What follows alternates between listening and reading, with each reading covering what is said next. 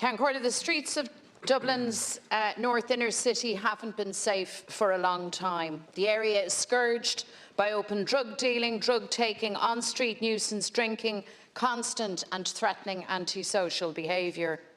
It's in this abnormal atmosphere that people go about their daily lives. People make their journeys to work.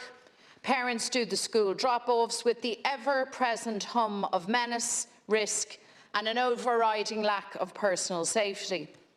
Over the course of Fine Gael's 12 years in government, people have been robbed of their safety. Garda Stations have been closed or put on reduced hours.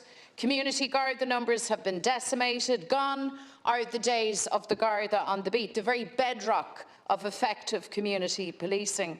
And this has contributed to a general feeling of lawlessness and an unsafe environment. The response of government has been, at best, to skirt around the problem and, at worst, to completely abandon these communities. The school community of Gaelscoil Coláiste de Mhuire recognise well that low, relentless hum of danger and lack of safety. The children, parents and staff live with it every day. Thursday, November 23rd started like any other day, but it turned out to be a day that they will never forget. None of us will. 3 small children and creche manager Leanne Flynn stabbed in broad daylight outside their school. Leanne bravely stood between the attacker and the children, risking her own life to save their young lives. Courageous members of the public, people who represent all that is good of Dublin, stepped in to apprehend the perpetrator and certainly prevented further harm. And what occurred in the aftermath of this horrific attack constituted a catastrophic, unprecedented collapse in public safety. Control of Dublin city centre was lost to a mob who sought to exploit the attacks to sow hate and division. As those poor children and Leanne received emergency treatment in hospital, there was mayhem and destruction on the streets of our capital city. Garda cars, buses and a Lewis tram burned out. Gardaí assaulted, emergency responders targeted, shops looted, retail workers, transport workers and citizens terrified. Everyone who stood their ground that evening deserves our praise and our thanks. Gardaí, in particular, are to be commended. They came under sustained attack. They were very much in the way of danger. This riot was entirely predictable. It was coming. The instigators didn't try to hide their intent. It was openly orchestrated immediately following the attacks. But there was no plan to respond.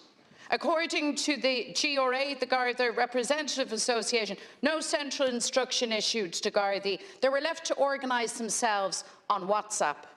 It's clear this riot compounded the fact that was compounded by the fact that there was not enough Gardaí at hand in order to support their colleagues. To be clear, I have full confidence in An Garda Síochána. I have zero confidence in the Minister for Justice. And in any other walk of life, in any other organisation, the person presiding over such a colossal failure would be sacked. Those who vote confidence in the Minister tonight are endorsing grave failure. Over the last 12 days, much has been said about the riots, but not enough has been said about what happened earlier that day, the stabbing of 3 small children and Leanne Flynn. The gravity and trauma of this horrific attack hasn't been fully acknowledged or fully understood. It took nearly 2 weeks for government to reach out to the school community. Many parents tell me that they feel forgotten, vulnerable and afraid. They are angry. Incredible work was done to get the children back to school, and I want to acknowledge Moonshore Paul Hansard and his staff. But it has to be asked, in the immediate aftermath of this attack, where was the emergency response from government? Only days after the stabbing of 3 of their classmates, and as Leanne Flynn lay in her hospital bed, it was back to business as usual for the area surrounding Gaelscoil Coláiste de Mhuire. Strangers street drinking and not a Garda in sight. Those of us... No, sorry. Please. Nobody interrupted anybody. Please. Those who live... Sorry, but what's the point of order?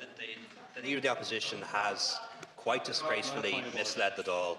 There was contact from government with the school within 24 hours of the events. Several ministers did so. She knows that. It's deliberate misleading, and it should be withdrawn. And I call on her to be decent for once and withdraw it. Please, I'd like, can we please conduct the business in an orderly fashion? When the turn returns to government to speak, you can refute what has been said by Deputy McDonald. Now, should be withdrawn. Fine, but are you going to withdraw it? I am not. Right. I'm stating the facts on the record of the Dáil. Those who live... Please. Those who live and work here, who walk these streets, who've grown up in Dublin and who love this city, know the score. The broken lives, broken spirits, broken health and bodies of the walking wounded. Government refers to them as vulnerable. I call them the brutalised, the forgotten, failed by government after government. By a system and a state that grinds them up and allows them to fall through the cracks, and then wrings its hands in faux outrage when we reach a horrific flashpoint. I refer to those who call the streets their home. Government should be held to account for the hardship that these people endure. Small children should never have to witness it or to bear or to shoulder that traumatising burden. They congregate in huddles, they congregate in our city centre. They've nowhere to go once the hostels chuck them out in the morning. And they gather every day at the Garden of Remembrance opposite Gaelscoil Colóis de Mhuire, and each and every one of them has their own heartbreaking story. They hang around. On Thursday, the 23rd of November, a random individual was hanging around the school, and there was nothing new or particularly alarming there. But on this day, a knife was produced, wounds were inflicted, blood spilt, children screamed, sirens wailed, word spread, and parents' hearts in their mouths ran to the school. The panic was overwhelming. The fear, is my little one hurt? For 3 families, the news wasn't good. The nightmare of every parent came to pass, and for Leanne Flynn's family, a horrifying reality dawned. Let me be clear. The only person responsible for that stabbing nightmare is the perpetrator. Those responsible for the riot were the rioters. But it is the responsibility of the Minister for Justice to ensure that our streets are safe, to ensure that in Garda Síochána have the resources that they need. And she failed in these responsibilities abysmally, with very dire consequences. Bhí an Tara McEntee I gceannas nuair a hit an fólíneacht in our bríomh cathair as sa chéile. Ní féidir le hí fannacht sa fust, caithfí sí imacht. For a very long time now, our streets haven't been safe. Despite communities and businesses crying it from the rooftops, there has been no step change or urgency from government. But that change has to start now. Even in these darkest of times, I believe we can turn the tide back in favour of community.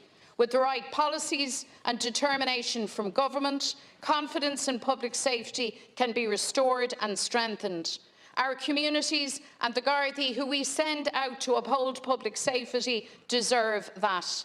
It's time to make public safety the priority, to give Gardaí the support and resources they need, to put more Gardaí on the streets, and to invest in strong, compassionate communities. You say that we are politicising this issue. So let me say it clearly. There is nothing more political than keeping people safe. In fact, the first responsibility of any government worthy of the name is to keep its citizens safe. And to make sure this happens, we need a major change of direction. But Minister McEntee has proven incapable of providing the leadership, the direction and the purpose needed to make our streets and our communities safe. The Minister's position is untenable and she must go.